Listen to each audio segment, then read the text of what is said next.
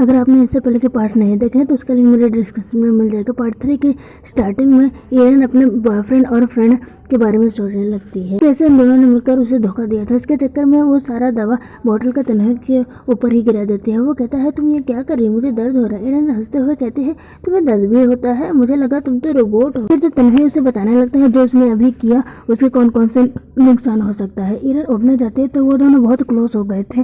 तो तन्वी एरन से पूछता है अच्छा जो तुम मुझसे छुपा रही है, तो वो तो तुरंत उठ जाती है और खुद ही स्लिप होकर उसी के ऊपर गिर जाती है और एप्स को उसके टच करने लग जाते हैं। तन्वी कहता है तुम ये क्या कर रही हो, मैंने तुमसे ये करने के लिए नहीं कहा था, तुम्हारा डैड भी है। वो बोलता है उससे पहले ही वो उसका मुंह बंद कर लेती है और सोचती है मैं ये सुनना नहीं चाहती। तो वहाँ पर घर का बटलर आ जाता है। वो उन्हें ऐसे हालत में देख के सब समझ के चला जाता है। एरन उसे रोकती रहती है कि ऐसा कुछ भी नहीं है। तन्वी कहता है ये तुम क्या कर रही हो, तो एरन उसे विंडो की तरफ ले जाकर दिखाती है। वो ब्लडी रेन को देख के डर जाते हैं। उसके बाद वो दोनों डिनर कर रहे थे और तन्वी उससे पूछता है तो क्या बात है। तो एरन सोचती है अगर मैं इसे अपने टाइम ट्रेवल या दूसरे जन्म के बारे में बताऊंगी तो ये भरोसा नहीं करेगा। और तन्वी का हाथ पकड़ के कहते हैं मैंने एक सपना देखा कि ब्लडी रिंग होगा जिसकी वजह से दुनिया डिस्ट्रॉय हो जाएगी और ऐसा मेरा सपना सच भी हो रहा है। ये सुनकर तो वो प्रेजेंट पास्ट फ्यूचर के बारे में बताने लगता है जो ना मैं समझ पाई ना आपको समझा पाऊंगी कि इसने क्या कहा। इसके बाद सुनकर तो एरन पागल हो रही थी। फिर तन्वी कहता है जो भी हो एरन, मैं तुम्हारी बात पर भरोसा हमेशा करूंगा। एरन उन दोनों गद्दार के बारे में सोचने लगते हैं और तन्वी को सेकंड डैड आप बहुत अच्छे हैं ये कहकर चिपक जाती है उसे। तन्वी कहता है और तुम मेरी गुड डॉटर हो। तभी घर का गेट खोल के जिहाव आता है बहुत डरा हुआ। एरन पूछते है तुम यहाँ क्या कर रहे हो। वो कहता है मेरा कोई पीछा कर रहा है, बचाओ मुझे। और जिहाव का एरन को धक्का लगता है और एरन नीचे गिर जाती है। तभी गेट से एरन की तरफ एक बिग डॉग आता है जो ज़ॉम्बी में बदल गया था।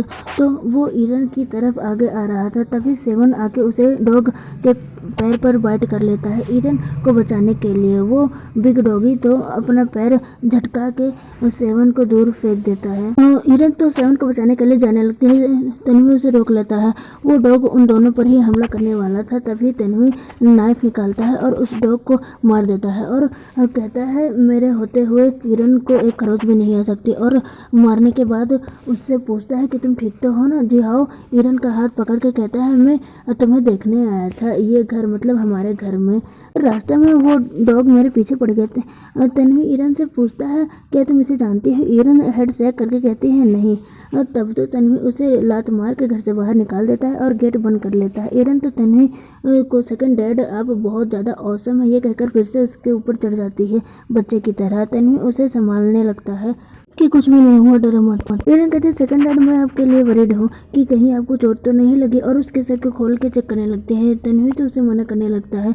एरन तो चेक कम उसके बॉडी को टच ज़्यादा कर रही थी। एरन को उसके हाथ के साइड कुछ हार्ड सा लगता है। वो तन्वी का शर्ट हटा देती है। तन्वी ने रोबोटिक हाथ लगाया हुआ था। तन्वी तो कुछ और ही समझने लगता है। वो तन्वी से कहता है ये तुम क्या कर रही हो एरन, तुम मेरी डॉटर हो।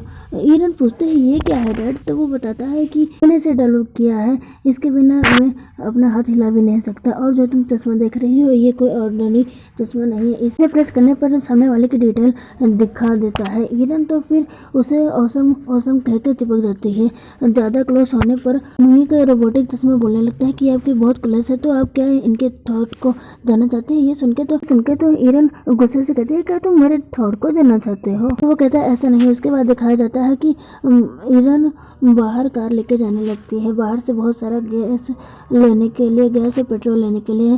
तन्वी उसे रोकता है तो एरन उसे कहते हैं कुछ भी ठीक नहीं होने वाला। तन्वी पूछता है क्यों, तो एरन कहते हैं क्योंकि इस ब्लडी रेन की वजह से सब इंसान और जानवर भी ज़ॉम्बी वायरस का शिकार हो जाएंगे और दुनिया तो खत्म हो जाएगी। ज़ॉम्बी से ये सब मैंने अपने सपने में देखा, वो सच भी हुआ। जैसे आज वो डॉग आया था और कार में बैठ के कहते हैं हमें फ्यूचर में जीने के लिए और भी पेट्रोल चाहिए, हम यहाँ तो हमेशा तो रह नहीं सकते। अगर ऐसा हुआ तो मेरे सपने की तरह अगर लोग सब डमी बन जाएंगे तो हमें आसानी से पेट्रोल नहीं मिलेगा। तन्वी कहता है मैं भी साथ चलूँगा। तो एरन उससे कहती है किसी को यहाँ भी देखभाल करने के लिए ज़रूरत पड़ेगी डैड, मैं अच्छे से अपना ध्यान रखूँगी। तो तन्वी मान जाता है और उसे कुछ स्मोक वाली गोली देता है। जब तुम डेंजर में हो तो इसका इस्तेमाल कर लेना है। तो कार में बैठकर कार को उड़ा के ले जाती है। एरन जब जा रही थी तो कार में उसके डॉगी के भौंकने की आवाज़ आती है। वो सेवन ही था। एरन उससे कहती है, और तुम यहाँ क्या कर रहे हो? तुम इंजर्ड हो, तुम्हें घर पर आराम करना चाहिए था। सेवन सोचता है, जहाँ आप जाओगे मैं हमेशा आपके साथ आपको का लॉयल गार्ड बन के आपको हमेशा प्रोटेक्ट करूँगा। एरन जाते हुए सोचती है कि ये वायरस इंसान के बॉडी में फैलता है हवा की वजह से, और वायरस सिर्फ ये ब्लडी रेन की वजह से फैला है।